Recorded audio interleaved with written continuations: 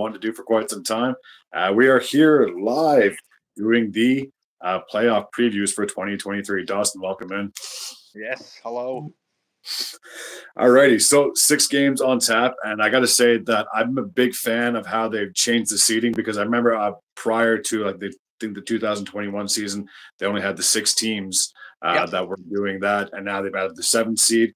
And the only downfall is that if you're not the top seed, you're not guaranteed a bye. So obviously for the Ravens and the 49ers, they have the extra week of rest. Realistically, it's been 2 weeks because I know that week 18, they both rested a lot of their starters. And it makes sense because you have nothing to lose, nothing to gain by having everyone in the game because heaven forbid if like Lamar got hurt, that could have just ruined all your chances, or Brock Purdy got hurt, whatever the case may be. So it makes sense to rest your players. So I think both the teams took an L in week 18, if I'm not mistaken. But again, they had nothing to gain, nothing to lose. So, but I do remember that before they had the 7th seed, that the top 2 teams were guaranteed buys. But now, even if you're the number 2 seed, you could still be upset in a wild card round. And it's crazy to think that, if I'm not mistaken, for both the NFC and the AFC respectively, that the Bills and Cowboys are the number 2 teams. And I'm not saying they will, but there's a slim chance they could be upset and it'd be such a down season, especially if you were to lose in the first round of the postseason. Yeah, one and done would be, oh man, getting that far, getting that high of a seed, and then biting it first round. Oof. Yeah, it would be a tough pill to swallow, to say the least. Mm-hmm. So I'll just get right into it. What I'll do is I'll cover the NFC first, and then we'll hop into the AFC. And obviously, it's just kind of a coincidence that I have your team that's the last team. So I'd like the old saying, save the best for last. Exactly. So we're starting off with the Green Bay Packers and the Dallas Cowboys. Who do you have in this matchup? I got the Cowboys. I don't see them losing to the Packers. I think that they still have a bitter taste in their mouth from that Dez. I think it's a catch. I'm going to say it's a catch. I think they still have a bad taste in their mouth from that, and I think they're going to go out there and show them what they're all about. Yeah, there's no question. I do remember watching that game, and the thing is, there was still time left on the clock. So even if it was a touchdown, the Packers easily had, I think, like 3 or 4 minutes still left on the clock. They easily could have came down and scored and won the game that way. And I remember watching that. I'm like, there's no way that they're going to call that back. But then they keep watching all the different replays, and you can see the ball bounce on the ground.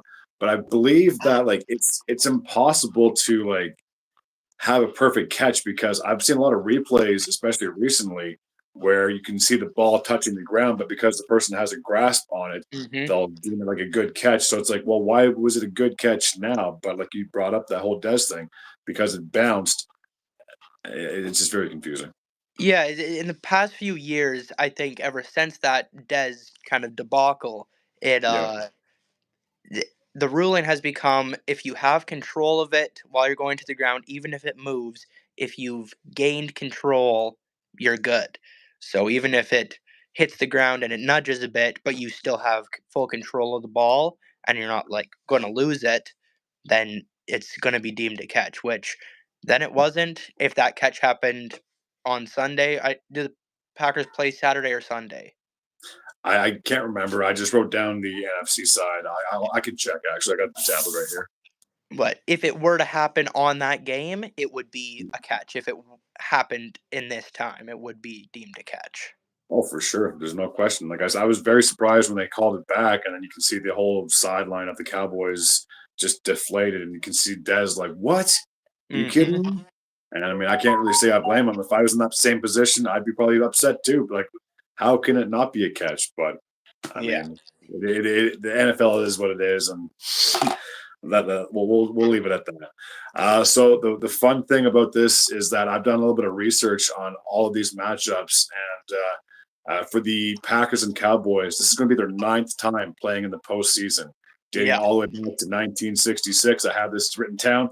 The Packers won the first matchup in the NFL championship. Now, this is before the AFC and NFC became one, and the NFL was a whole league. You had your champions of the AFC, and then they had the champions of the NFC. The Packers I think they won the first Super Bowl, if I'm not mistaken, against either the Chiefs or the Raiders. It was one of those two teams. I believe it was the So Chiefs. yeah, because it was like 1 year was the Chiefs, 1 year was the Raiders. Okay, that makes sense. And so they won that contest 34-27. The following season, they once again met in the NFC Championship. Packers got this one 21-17. So they took the first two games of the postseason. In 1982, the Cowboys finally got their revenge on the Green Bay Packers, defeating them. What was the score? 36-14. That was in the divisional matchup. In 1993, once again, the Cowboys got the best of the Packers, 27-17. In 94, they won in the divisional matchup again, 35-9. In the championship game back in 1995, the Cowboys won, and obviously they went on to win the Super Bowl again. They defeated the Packers 38-27. But don't worry, Packers fans, you would get your revenge in 2014, which we just brought up. Mm-hmm. The final score was 26-21. So again, had the Cowboys scored a touchdown, it would have been like 28, maybe 29-26. The Packers easily could have came back, kicked a field goal, but the history, it is what it is. Yeah. And then I'll never forget back in 2017, in a divisional matchup, when it looked like the game was going to go to overtime. I believe the Cowboys had the number one seed at the time, and then Rodgers just threw like a Hail Mary to like Jared Cook on the sideline. Mm-hmm. It looked like it was an incomplete pass, but then they kept reviewing it, and he got his knee down before he got out of bounds. And then Mason Crosby ended up kicking the game-winning field goal. So the playoff series is tied up at 4, and if you believe the Cowboys will get the victory, they would therefore have the edge 5-4. I'm just going to check the games. So it is Sunday. Yeah. So it is a Sunday afternoon game. So for myself, I also picked the Cowboys. It's hard to bet against them, especially when you have Prescott. He's playing unbelievable. And I think we've had this discussion before that it's hard to believe that they're as successful as they are and they don't have Zeke. Yeah. Like you brought Zeke and Dak in the same year back in 2016, and one guy leaves and plays for the Patriots, and that was just a horrible season, if I'm going to be completely honest with you. Mm-hmm. And then they ended up having an unbelievable season without him. So I'm sure he's a little bitter about that, but I'm sure I'll be cheering his boys on. Yeah, and then just touching back on why I'm taking the Cowboys, we'll see further along while we're talking here, but I find it really hard to trust younger or first-time quarterbacks going into the playoffs. So with Love playing in his first full season as a starter, going into those big lights, I just don't know if he has going in there, he doesn't have the experience where the Cowboys do. I mean, they haven't had success, but they do have the experience being there. And I just think that it's going to be a lot for the Packers to overcome going in there without Rodgers and seeing what they can do. No, I 100% agree with that. And it's kind of funny that before Rodgers was the QB, obviously they had Brett Favre as the quarterback. And like I just mentioned, back in the 90s, I think he was the quarterback for that Green Bay Packers team, and he lost both those games to them. So I'm sure there was a little bit of bitterness for Favre not being able to beat the Cowboys, especially in the big games. Rodgers comes in, he's like a Superman, and somehow ends up having his way with the Cowboys, not just in the postseason, but the regular season as well. So it's funny you brought up that Jordan Love, this is going to be his first dance when it comes to the postseason. So I'm 100% on board. I don't think he'll be as successful or more successful than Prescott, especially in Dallas. I think it'll be a little hostile for him. I mean, I'll give them credit. They might put up a fight. Mm-hmm. I don't see it being a blowout. I mean, I don't think one defense is superior than the other, but I don't think it's going to be like a 21-10 game. I think it might honestly be closer than that. It might even be like 21-17. I think it's going to be like a one-score game, just in my opinion. Yeah. But I truly believe, like just as you said, that Prescott and company should be able to advance to the divisional matchup. Yeah. And the crazy thing is that if they are able to do that, they'll still have home field advantage too. So, I mean, they'd be taking on the number 3 or number 4, or number 5 seed, whatever the case may be is. So we'll see, I guess, after Sunday, who's the victor in this matchup. Alrighty, that takes care of the Packers and the Cowboys. The next matchup, and I think this is the most intriguing one. I mean, I have obviously the Browns. When we touch on them in a sec, that also has their own headlines. But the Rams and the Lions. This is absolutely fascinating, considering the fact that the history of these two teams and obviously the quarterbacks swapped 3 years ago. Yep. Up until now, Stafford looks like he won that trade, especially with the Rams since they won the Super Bowl just 2 seasons ago.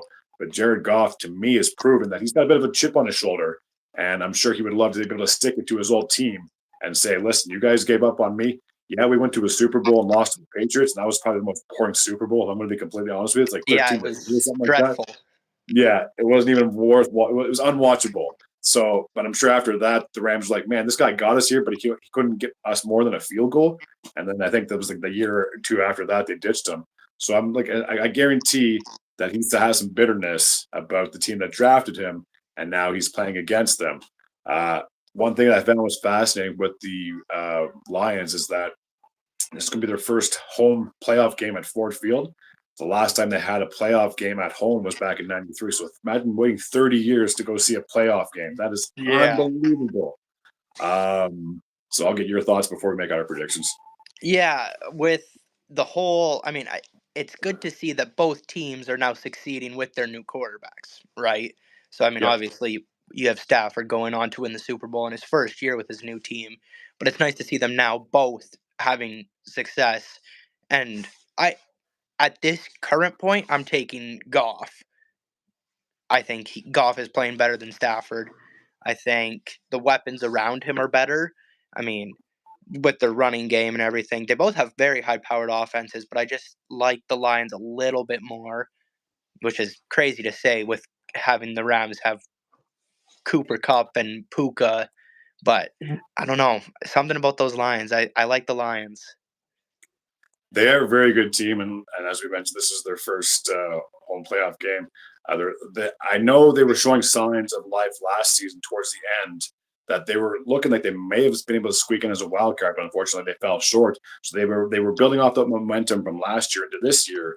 And I know when I made my predictions at the start of the year, I thought because Minnesota had was such a great team last year, they would have been uh, more successful, and I thought they could have easily competed for that NFC North Championship again. I did predict that Detroit would get in as a wild card team, but obviously the Lions had more success this season than the Vikings, and then obviously losing Kirk Cousins for the rest of the year that just kind of tore their whole season apart.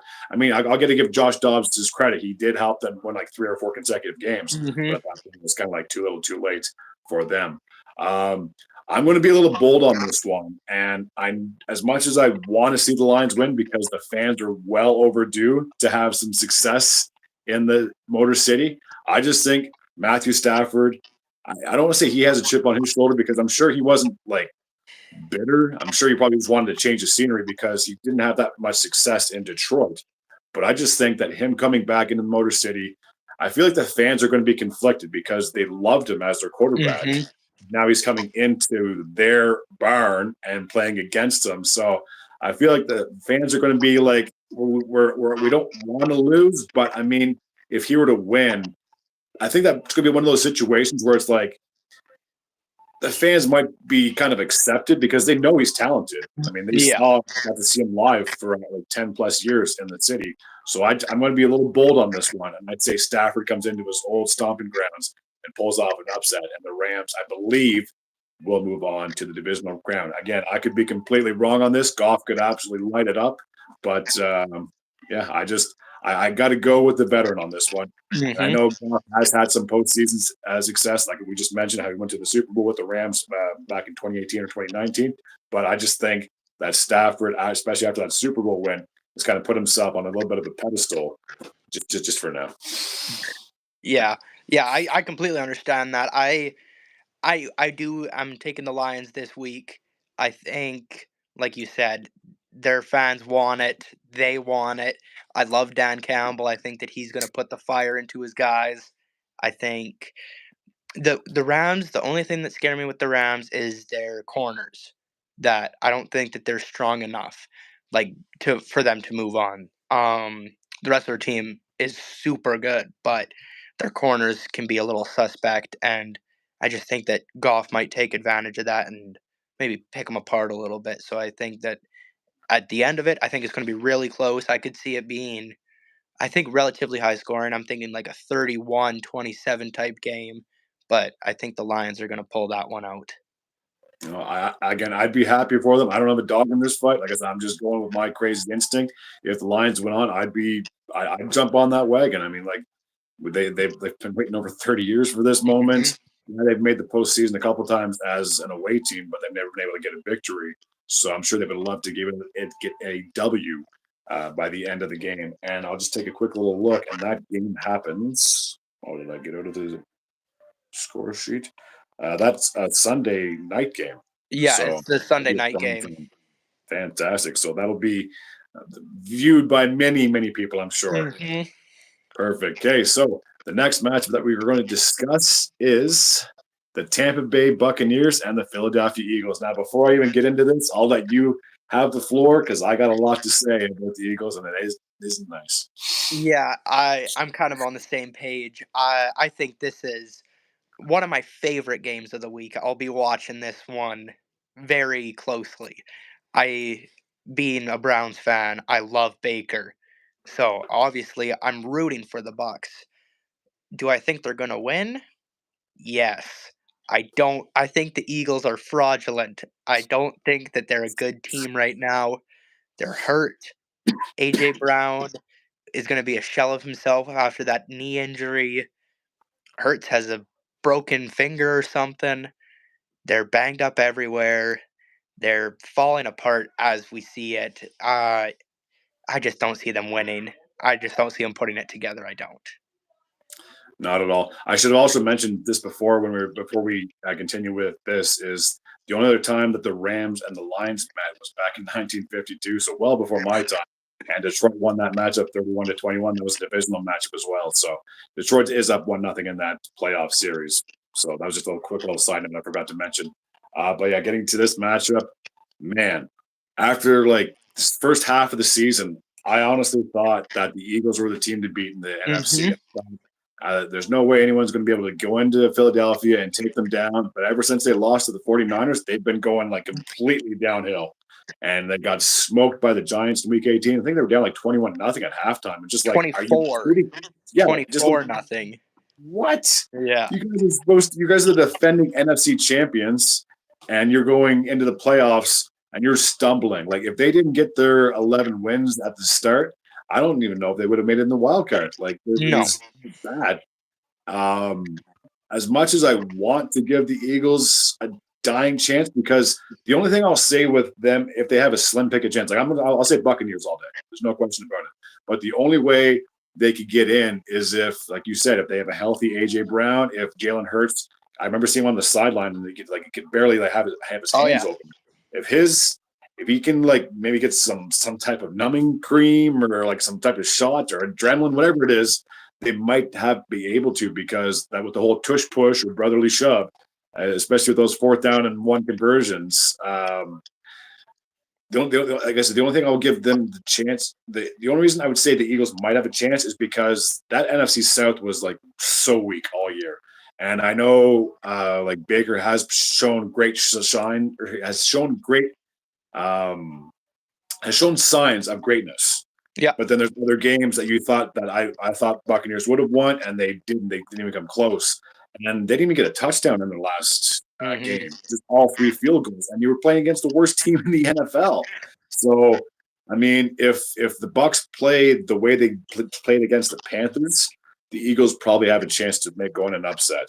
Um, but like I said, that NFC South was so inconsistent. I mean, it took until week 17 to determine a winner. And if Tampa didn't win that game, they would have had to rely on, or sorry, it took week 18 to get that. Mhm. They had to beat the Panthers. So, like, it's a couple of different chances. I think they played the Saints in week 17. They lost. So they had a couple of chances to take this division away. And this division was a lot closer than it really should have been because Mhm. the Saints weren't that great. I mean, they did finish with a 9-8 record. And I do want to talk about that at the end of the video. That was a whole controversy with the Falcons game. I will talk about that after. But like the Saints were that great, and they were expected to be. I believe they were predicted to be the winners of that division, especially when you got Derek Carr, and he's a good quarterback. Not great, he's a good quarterback, but just like Baker, he had a lot of bad games too. It's just like, man, why are we paying this guy so much money when he's inconsistent? Yeah. And don't get me 100%. started on Desmond Ritter because the guy is like where is the guy from time to time? Yeah. Just like, is he even a quarterback? Or is he just like some Joe Schmo they picked off the street? So like that was probably like the weakest division in football. And I know the AFC South wasn't that great either, but man, I knew coming into this season, I was like, whoever comes out of that division is probably going to get the number 4 seed. And sure enough, they did. So I will Mhm. give kudos to the Buccaneers for getting their third straight consecutive NFC South championship. Obviously, the last 2 came with Brady. So I'm sure they're happy to have a home game. And like I said, I don't have a dog in this one, but I'm on the board with you. I believe that the Buccaneers most likely will be victorious in this one, only because the Eagles are just a shell of themselves. Just how you talk about how AJ Brown is not himself, and Hurts is hurt. Mhm.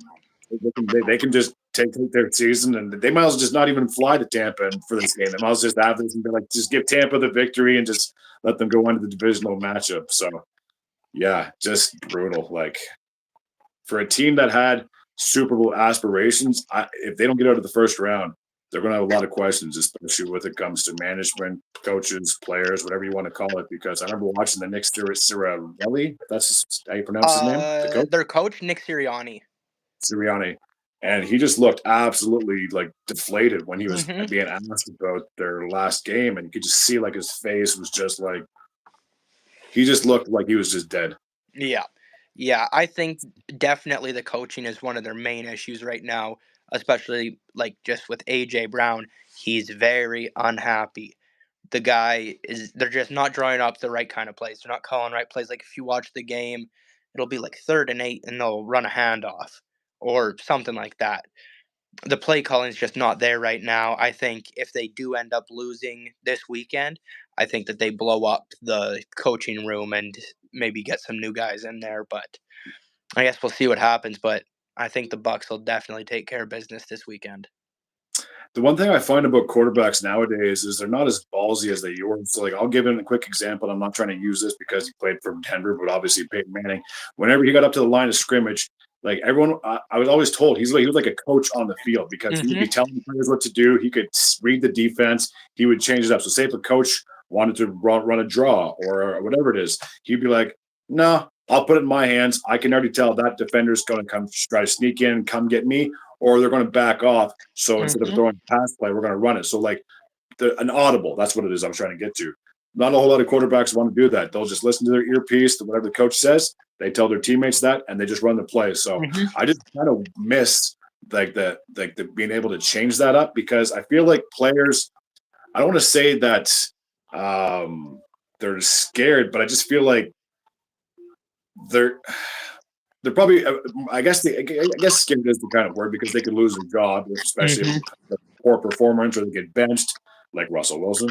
And I just feel that, yeah, even with Tom Brady, like I guarantee he changed up plays. Like I guarantee Belichick when he was in New England, he wasn't listening to Bill all the time. He was probably like, "Listen, Hmm. Bill, I got this. You take care of the defense. I got the offense," kind of a thing. So I don't know. I just feel like that kind of a lot. It's like a lost art because like I don't see Jalen Hurst switching up plays a whole lot. I don't see a whole lot of like Joe Burrow switching up plays. Pretty much like whatever the coach is telling you to do, just do that.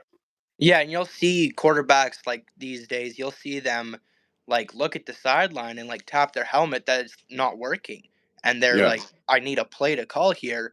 But before that kind of technology was a thing, you're going off a play sheet that you got to know, and you got to pick your plays judging based on what the defense is giving you, and that's just not a thing anymore.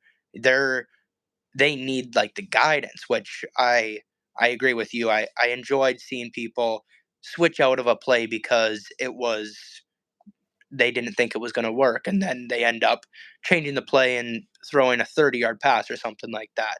It's just fun to watch that kind of stuff because you can see how much time and that they put into the game, like studying, trying to read defenses. I miss watching that. And the thing is that with if you know the other quarterback, like if you're on the defensive side and you know the other quarterback's not going to change the play, you can just kind of pace yourself. You can just be like, okay, look around.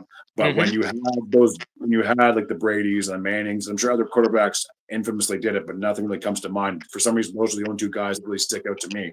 But like, if you were on the defense and you see quarterbacks kind of moving their hands around and yelling different things, you have no idea what they're calling. So Mhm. you're left in limbo. Like, should we blitz? Should we back up? You have no idea. Like, should we cover that guy? Should we double up on him?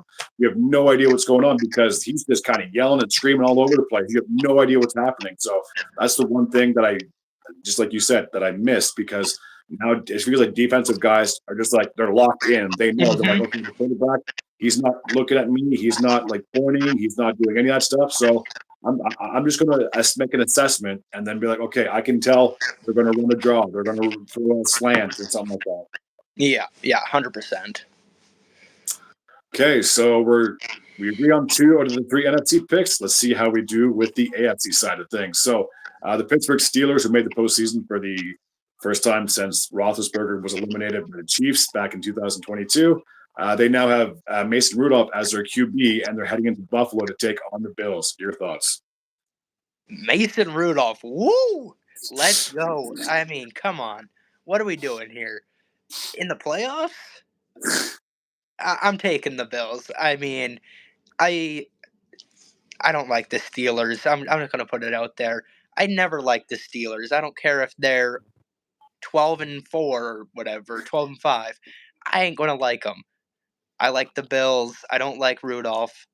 I think I don't know how they got here. I really don't. I'm kind of baffled by it, honestly. I don't know how they made the playoffs.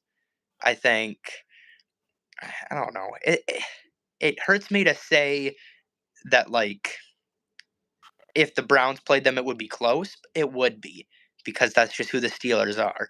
They're a hard nosed team. They're gonna punch you in the mouth, but at the end of the day, they're just not gonna get the job done against the Bills and that high powered offense. They just can't keep up with it.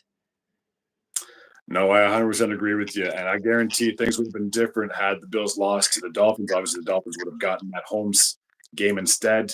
I'm picking the Bills as well. I feel like it'd be tough for the Steelers to go into Buffalo and get a road win, and even if they did, then they'd have to go in and play Baltimore. And like, I feel like divisional matchups in the postseason would be even tougher Oh because it's yeah, just like there's no tomorrow. This is it, yeah. and I mean, maybe if the Steelers had Big Ben, I could say they could put up a fight. But I mean, Mason Rudolph, I mean, he hasn't really proven to me a whole lot as an elite quarterback in this league.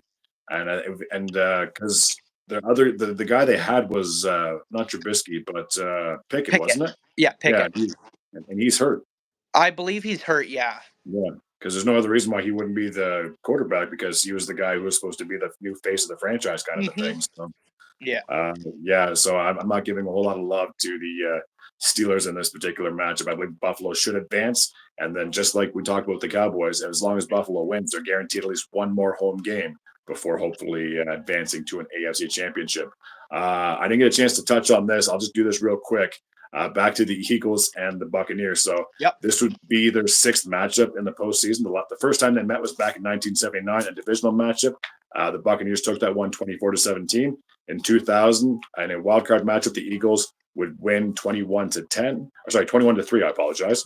In 2002, they would win another wild card round, 31-9. In Yep. 2003, the Bucs would finally get their revenge and tie the series up with a 27-10 en route to their first Super Bowl. And then back in 2022, which was Brady's second last year in the league, he would go on to defeat Jalen Hurts in his first full season as the starter, 31-15 in a wild card matchup. So this is going to be their 4th wild card matchup, and the Buccaneers have a 3-2 edge. And we're both picking the Bucs, so we're hopefully the Bucs should be 4-2 by the time this is all said and done. As for the Steelers and the Bills, this is going to be their 4th postseason matchup. The Steelers won every single one. Starting in 1974, and they were all divisional matchups too. So the Steelers won 32-14. In '93, they won 24-3, and in '96 they won 40-21. So they blew out the Bills in every single matchup. But I have a funny feeling that the Bills are going to get their revenge and Yeah. finally get their first postseason matchup victory over the Pittsburgh Steelers. Yeah. 100%. And that matchup, let me just double check here. Oh, The Eagles and the Buccaneers. That's a Monday night match too. Yeah, that's the Monday night game. Wow, this is going to be exciting. So we have football Saturday, Sunday, and Monday. Fantastic. Whole Yeah, weekend. because it's the Browns game's at Saturday at it's the afternoon game, and then that Okay. Sunday night game I think is the Chiefs Dolphins game. Okay. I think I'm not And 100% on that, but I think it is. yeah, I'll just double check it. I'm guarantee you're probably right because we already went over the Sunday games. Yeah, so Saturday afternoon, like you said, we will talk about the Browns and Texans in just a second. Saturday the night, you were correct. Dolphins and Chiefs, and we will be previewing that team next. The Steelers and Bills, they do play Sunday morning, so yeah, it should be a whole lot of fun for a whole lot of football. Alrighty, so getting back to this, the Chiefs and the Dolphins. The Chiefs getting their 8th consecutive AFC West crown. And man, that just kills me to say that being a Broncos fan. Oh man, I love I earn for the day where Mahomes just quits and Andy Reid retires and the Chiefs go like 0-16. Like it's got to happen sometime in my lifetime, right? Like it's at some point every team goes through a regression. It has to happen sooner than later, I hope. And they're taking on the Miami Dolphins, and the crazy stat for the Dolphins is that, and I'll get your thoughts before I would say anything of mine. Throughout the entire season, they only had one win with a team above 500, and that was against the Cowboys. Mm-hmm. Yeah, so I mean, obviously you have that stat, but I've got another one for you, and I'll lead this in. I'll start with I'm taking the Chiefs. Oh wow! Now, I'm taking this based off of one reason, and that is weather. It is supposed to be 0 degrees Fahrenheit at this game. That's what, minus 30 here? Yeah, it'll be cold. It's pretty much like what it is right now. It's supposed to be one of the coldest games in NFL history. That's And insane. when I look back, last time I checked, speed and cold doesn't work well together. They're going to be cramping up. Tyreek's going to be cramping up. Their running backs are going to be cramping up. And I just think that it's going to be a run first game. And in the cold, I'd take the Chiefs running game over the Dolphins just based off of the speed. If it was in Florida, like say the Dolphins had the home game, I'd take the Dolphins based off of, again, weather. It's harder to cramp up when you're loose and limber from the heat. But being cold and all that, I just got a bad feeling that the Chiefs are just going to ground and pound and they're going to force their way to a wild card win this week. Yeah, there's no question they are the favorites going into this matchup, and I 100% agree that the weather is going to play a major factor because obviously the Dolphins are not used to the cold weather; they're used to the sun, and I'm sure they're a little bitter that they weren't able to beat the Bills because, like I said, otherwise they would have home field advantage at least for the wild card round. Mm-hmm. I know that these two teams did meet earlier in the season, but it was under a different circumstance because they played in Germany. So even Yeah. though the Chiefs were the home team, I'm sure that Tyreek wasn't looking forward to this, but it's kind of bittersweet that he now gets to go back to his former home. And I know if he hasn't said this out loud, I'm sure he would love to be able to do anything he can and everything he can to be able to shut the old crowd up and probably have like a monster game. Like I'm sure if it was up to him, he'd probably have like 200 receiving Oh yards, yeah. 3 touchdowns, do like 5 backflips. Mm-hmm. Guy's And acrobatic. I can see it happening. I could be completely wrong, and they could throw all over the Chiefs. But I just think with being that, I don't know if you've ever caught a football in minus 30, but it's a rock. It's like somebody threw a brick at you and said, "Here, catch." It's awful, and I don't know. It's just one of those gut feelings where it's like something is telling me that the Chiefs are just going to run their way and just fight to beat them and win the wild card. Yeah, the other reason I think it'll be a run heavy thing is because, and this is one stat that blew my mind, is their receiver core had the most Oh drop God. passes of the entire National Football League, and you think 31 other teams had less drop passes than the Chiefs, and you think that's be absolutely mind blowing, but they have no weapons other than Kelsey. No, and that's the hardest part is only having Kelsey. You can double him Oh because yeah, you're not scared of anyone else. you're not scared of who's in their top. I mean, they've got I'd say their top receiver is Rashee Rice, who I really like. I think in these coming years he's going to blossom into a great receiver, but he's still young. He's still developing. They just don't have that go get it guy. Like, hey, it's 3rd and 8 or 3rd and whatever, 3rd and 12. We need this first down. They don't have that guy when you take away Kelsey, which I think is their biggest issue, is not having that number 2 option. Yeah. Well, I mean, obviously since Tyreek left, they had Smith Schuster last year, and yeah, he was pretty good. But I mean, then he went off to New England or something like that, so they don't really have a number one guy. And Kadarius Toney's not the answer, and he ended up costing them a game. I think it was against the Bills or something like that because he lined up offside 3 games. There you go. I mean, you can't rely on a guy like that.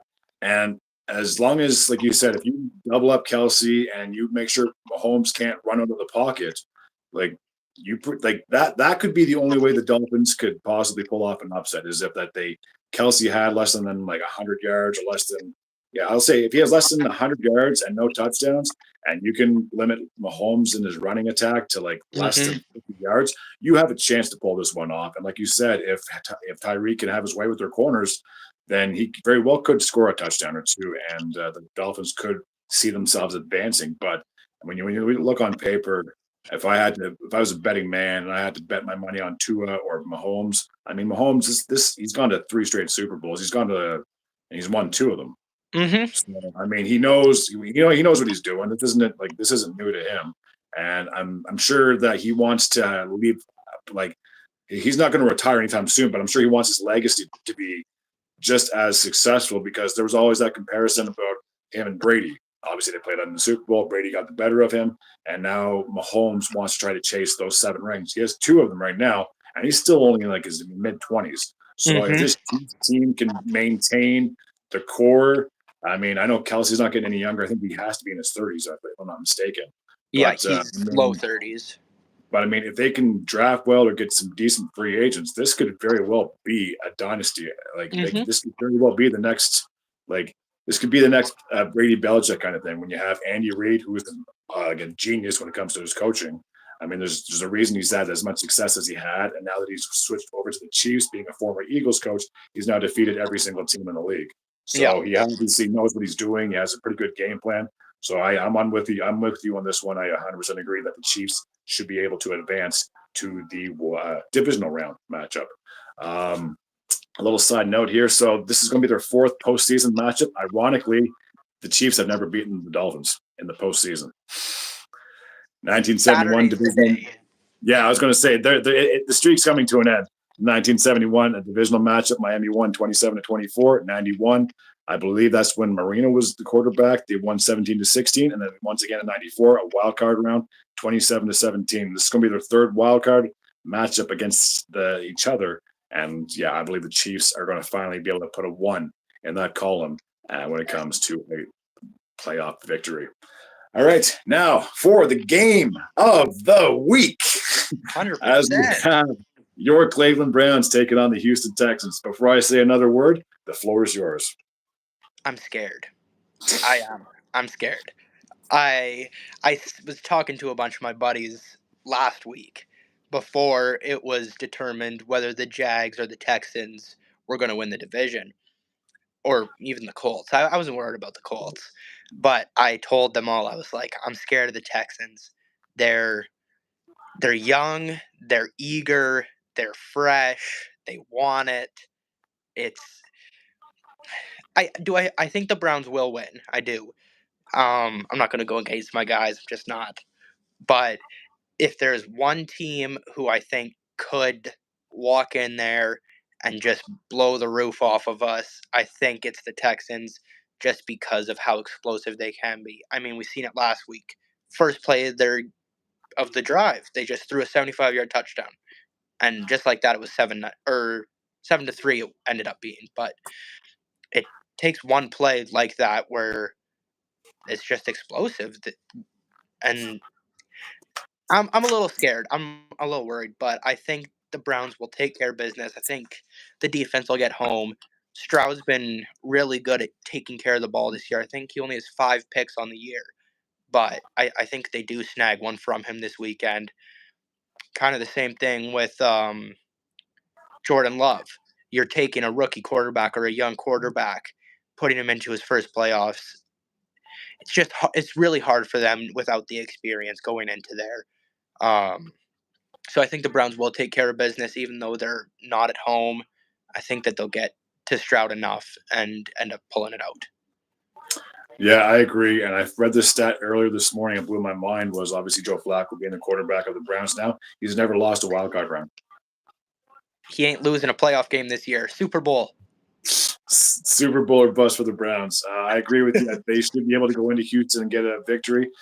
Just like you mentioned about how when rookie quarterbacks, or if this is your first rodeo, that there's no gimmies in the postseason. And as talented as CJ Stroud is, and the Texans are as a whole team, both on the offensive and defensive side, I just think that this is going to be a learning curve for them. I mean, if they're as successful as they were in this season, I believe they should be just as successful the year after that. Until I don't know. I just think they'll be a very good team going forward, and I think that they will challenge the Jaguars next season for yet another NFC South crown. And as for the Browns, the only thing that is missing out of this would have been had Watson not got hurt, because yes, he already played against the Texans last year in Houston, but this would have been like the probably biggest headline heading into the postseason, obviously being drafted by the Texans and then sitting out because he wanted more money. They didn't want to give him the money. Then he got shipped to Cleveland. And that was just a whole offseason of drama right there. So the only way, like I said, this could have been the biggest game of the week. It would have been had Watson been playing, but obviously he's out for the rest of the season and unlikely to return in the postseason. So it's all up to Joe Flacco to get the job done. And I truly believe he can at least lead the Browns into the divisional matchup, which would be unreal. And yeah, I truly believe in the Browns this year. I mean, I have to because my team sucks, so I got to cheer for somebody. Go Browns! There you go. They should be able to pull this one off. So I just want to take a quick little recap of this, and then there's just a couple other things I was going to ask. So so I'll just double check your picks, and then I'll see. So sorry, what I would want to do is I'll double check your picks, and then we'll see who you think will be playing in the divisional matchup, and then I'll do the same for mine. So between the Packers and Cowboys, you pick Cowboys, you pick the Lions, Tampa, Buffalo, KC, and Cleveland, correct? Yes. Okay, so if that was the case, then if the divisional matchup were to start and all your picks were correct, you would have the San Francisco 49ers, and they'd be taking on the Tampa Bay Buccaneers, and then the Cowboys would be hosting, hold on a second, did I screw that up? The Detroit Lions? Yeah. That sounds right. Yes. Yeah. So if that was the case, I picked Dallas, LA, and Tampa. So if my picks are correct, the Rams and the 49ers would meet up, and that'd be a hell of a matchup because obviously you're the matchups, and then it'd be the Cowboys and Buccaneers, and obviously that the Cowboys would probably just walk all over the Buccaneers if that was the case. On to the AFC side of things, you said you picked Buffalo, Kansas City, and Cleveland, as did I. So if our picks are correct, Baltimore would take on the Browns, yet again, another divisional matchup, and then the Bills and Chiefs would meet. This time, Buffalo would have the home field advantage, and I feel like they would hopefully be able to use that this time. So we'll see how we do with the picks. Like I said, there's just the one game that we disagree on, but again, who knows? I could be 1-5 for all I know. I have no idea. Anything can happen on any given day. So that takes care of the picks. Now there's a couple of things that I just wanted to discuss. One was that matchup, like I talked about, with the Saints and the Falcons. Your thoughts on the end of the game and the coaches' reactions? I think, look, maybe we have different opinions here. I think it's completely fine. I think you're going into a divisional matchup with, at that point, they had a playoff spot on the line. You just had a huge interception down to the 1-yard line. The guys are fired up. You have a shot at this. You're blowing out a division rival. Why not put the cherry on top? That's my take on it. Just why not? End of season. That's my take on it. The one thing I didn't know going into that was I guess Williams didn't have a rushing touchdown all season. So Goose when egg. He had a big yeah, 0. and it's crazy to think that the year before when he was with Detroit, he led the NFL, I think, in rushing touchdowns, which was Yeah. like 17 or something like that. So it's crazy that he had that much success the season prior, but he wasn't able to find the end zone, obviously, until the end of the last game. So I remember watching Winston in his post game interview, and he said that they made a collective decision as a group, like the players, not the coaches. And he said that he wanted to get it for Jamal. So for that perspective, I can see that because obviously, if you have 0 touchdowns on the year, it's probably not going to happen, or it's probably not going to help when it comes to negotiations. Because if they wanted to re-sign him and he has 0 touchdowns on the year, I think coaches and teams will be like, I don't know if I want to take a chance because I want to pay you to get in the end zone, not lead us to the end zone, kind of a thing. Hmm. With that being said, then I do remember both the coaches having that little disagreement. Oh, yeah. Well, it wasn't necessarily a disagreement. It was one guy getting pissed off, which was Arthur Smith, if I'm correct. Yeah, And then Dennis Allen was the coach for the Saints, right? I believe so, yeah. And then you could hear Arthur Smith saying, like, that's BS. That's BS. What you guys did was wrong. And then you could hear that the Saints coach kind of empathizing with him. He's like, no, I understand. And then when they both got interviewed afterwards, obviously Arthur Smith was still steamed. He said that, like, why would you even do that kind of a stuff? I mean, it's not like the game was like, it's not like it was like a 1-score game. They were getting blown up by like 20 points or something like that at that point, or whatever it Yeah. was. And then you had the Saints coach being interviewed, and he said that he asked them to take a knee, but then just like we discussed a little while ago about how Winston decided he wanted to kind of give the Jamal the ball and ended up scoring. So I'll say this: I'm like on the fence with this one. So on one hand, like I just talked about, yeah, it's great to get Williams his touchdown. So for that, I can condone it. On the other hand, if you're blowing the other team out by 20 plus points and they're at less than a minute in the game, and the other team's probably already frustrated and pissed off because they didn't have their best effort, didn't have their best game. And like you said, there was still a lot that the Falcons had to play for because if there was a slim chance that they could have pulled that one off and say the Buccaneers lost to the Panthers, that could have been like a tie for the division lead because Yeah. last year the Bucks won with an 8-9 record, and this year it could have happened the exact same. The Falcons could have got 8-9. The Saints could have been 8-9. Like it could have still been a below 500 team. So it's not like going into that match that the Falcons knew the season was over with. They knew there was still a tiny little slim chance that they could have pulled that one off, and they just didn't show up. And obviously, when you don't show up, you're not going to get the results that you want. So, like I said, when it came to that particular play, I'm just on the fence. I know you're for it. I'm just on the fence. Like I'm not for it, but I ain't really against it at the same time. So I can't really make an argument for either case. But I can understand the point. Like I said, from that perspective and this perspective, I'll put it this way, I guess. And this kind of, I guess, be my final thing. If I was the coach on the Falcons and that happened, I'd probably be steamed. So. Yeah. I guess that's where we're going to stand because I'm like, seriously, man, you guys were already winning the game. It's over. Now you're rubbing it in our faces. It's going to be like it's going to just be bitterness. And it's just too bad he got fired because I'm sure had he been the coach of the team next season, he would have been even more fired up to get his guys ready. Be like, listen, they did this on the last play of the year. Let's go into their barn. Let's have to host them. But unfortunately, he got fired after that. So we'll see where his future goes when it comes to coaching, whether he gets a coordinator job or another head coaching job. I know there are vacancies. And speaking of vacancies, there's 2 coaching changes that just happened within the last, I think, 24 hours or something like that. Yes. I want to get your thoughts on both Pete Carroll being let go and Bill Belichick as well.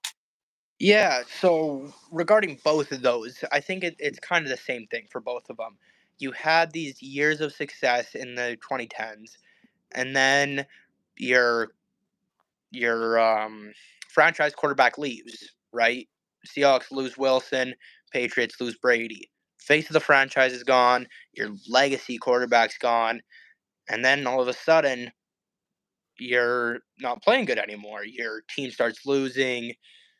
Obviously, it's not all on the coach, right? You can't replace somebody with the caliber of Brady, right? It's hard to do. So it's not all on the coach, but at some point it's same thing with like take Stafford going to the Lions. A change of scenery is sometimes needed. You be with a team for too long, you're too comfortable, too familiar with it. You need something to spice it up, to try something new, more maybe get more innovative with it. So I think both of them will continue coaching in some aspect or being part of a team in like an advisor role. Like I've heard for the Seahawks, Pete Carroll will be an advisor for the team, where I think Belichick will be a coach still, unless he just decides to hang it up, which nobody can really say for sure. But I can see Bill definitely getting another coaching job in maybe the NFC, maybe follows Brady's tracks, but I see Bill going to the Chargers is where I see him going. So I guess we'll wait and see, but I think both of them need a little change up, see kind of where they're at in life. And I mean, they're both over 70. It's probably time for them to take a look around and see what they want. I'll start with Pete before I get into Belichick because I have a lot more to say about Belichick than I do Pete. Obviously, he had that one Super Bowl win back in I think it was 2014 over the Broncos. Big surprise. That was another Super Bowl I remember watching. I was like, man, this is just crushing. Mm-hmm. Uh, but then he went back to the Super Bowl, and then that infamous Malcolm Butler pick that kind of changed things up, in my opinion, when it came to the Seahawks. And I feel like ever since that game, they have not been the same. I don't think they've ever been to an AFC or an NFC championship game. They made it to the divisional round, but they've never been able to get it back to the Super Bowl and win the championship game ever since that infamous pick at the 1 yard line. And I just want to say this one quick thing. Why didn't you run the ball? You had Marshawn in the back 1 yard. I feel like a million people would back me up on this one. You still have the timeout left. I'll never forget watching that. And I was just like, yeah, there goes your dream. There goes your dynasty right there. Mm-hmm. And I still think the funniest thing is I've never liked this certain player, so I think it's very funny, is Richard Sherman's reaction to it. It Yeah. if I ever need a pick me up, oh man, I put that on and I just start laughing because I don't like Sherman because last time we talked, I told you how my dad is a huge 49ers fan. So he hates the Seahawks. So evidently, I don't like the Seahawks. Um, so I just don't like Sherman. And not, yeah, I mean, he's a great player. Just don't like him. It's just one of those guys. So it was really funny seeing him just jaw dropped. I watched a little a thing on YouTube. I think it was I don't know if you ever watched any of those Shannon Sharp interviews, like the Club Shay Shay thing, where he'll sit down with different athletes or Yep. stars, whatever it was, and he sat down with Marshawn Lynch. And I guess when Lynch was asked about that play, he said when he came off the field, he took off his helmet and he just laughed in Pete's face. And then I guess he said he didn't even stay on the sideline when the Patriots took a knee or whatever it was at the end of the game. He said he was already showered and already changed by the time the guys back got into the locker room after obviously losing the Super Bowl. So and then after that, I think he just said he kind of like disconnected. I think he still played one more season after that, but then went to Oakland, and then I think he just retired after a season or two with them, whatever it was. But yeah, I'll never forget that. But yeah, getting back to Pete, so obviously his legacy is going to be known as a coach who was successful, but obviously made a horrible call in this the Super Bowl after that. I do find it one thing I have been noticing recently is that when it comes to the coaching jobs, the guys seem to be younger nowadays. Whereas Yes. I remember back like in the early 2000s, even the 2010s, the coaches were 50s, 60s years old respectively. But now you're getting guys who are like in their 30s. Like I remember when McVay got his coaching job with LA, he was like in his early 30s or whatever it was. It was crazy to Yep. hire someone that young. But obviously it's paid off in the long run. So for Pete, I don't know if he's going to get a head coaching job, but I agree, like you said, maybe he sticks with the organization as like a senior advisor kind of a thing, kind of like how Coughlin was with the Giants when he stepped off the side. I think he was like their guy on the press, whatever it was. But yeah, I'd be very shocked if he did get another hotel. Not saying he couldn't. He has a good resume. Like it's not like his teams have been like 0-16 every single year. He's made the season more than he's missed out on it. But yeah, I just think for his age, he's been coaching forever. And like you said, when you get to a certain age, especially if you're in your 70s, I mean, you got to think that health is going to play a major factor into whether teams want to have you around. Because what happens if, God forbid, something happened, like Mhm. on the field or whatever it was, like anything can happen, and that'd be so scary if I was watching a coach like collapse or whatever it was, whether it was especially during a game. Yeah. Um, but yeah, for Pete, I think, like I said, he'll probably get some kind of role with any team. Maybe, like you said, he stays with the Seahawks. Maybe another team takes him on. Who knows? But Yeah. yeah, I just wanted to take that little thing. But now, as for Belichick, this is where it's going to take the longest. Is obviously he had two dynasties with the Patriots back in the early 2000s. They won 3 out of 4 years, and then in the 2000 late 2010s, he obviously won three more Super Bowls with the Patriots. I think it was like 3 and 6 years or something like that. They went to uh, obviously they went to so he had the 6 championships, but he went to 9 Super Bowls. Yep. Obviously lost 2 to Eli, and he lost the 1 to Nick Foles and the Philadelphia Eagles. So when it comes to the Super Bowl record, 6-3, that's actually pretty damn good. I mean, Mhm. you made it to the big dance. Think about it, 30 other teams would have loved to have been in that position to have a 50-50 chance at winning the Super Bowl. So the fact that he was that successful, I know I've said this before, but I want to make a little side note. Obviously, Belichick needed Brady more than Brady needed Belichick, because obviously he went on to win a Super Bowl without him when he was in his first year with Tampa.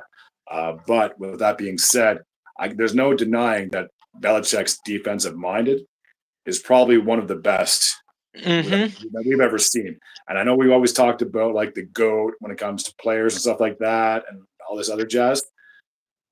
I think when it comes to coaching, that's on like a different, different level, Mhm. because players can be successful, but they have to have players around them to be good.